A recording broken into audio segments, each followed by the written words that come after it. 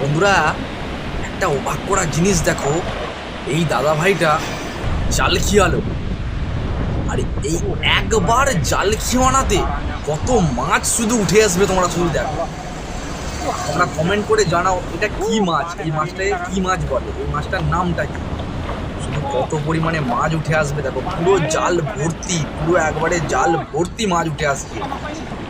মানে জোয়ারের সময় জালটা খিয়ালো, এ বাপরে বাপ, এরকম জাল একদম জাল ভর্তি করে মাছ আসছে দেখো।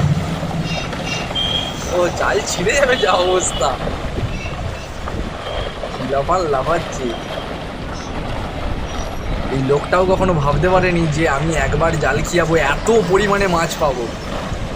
জাল ছিঁড়ে যাবে, ওই জন্য আস্তে আস্তে করে পাড়ে নিয়ে যাচ্ছে, কারণ তুলতে পারবে না এত পরিমাণে মাছ উঠে এসছে। লোকটার বুদ্ধি আছে।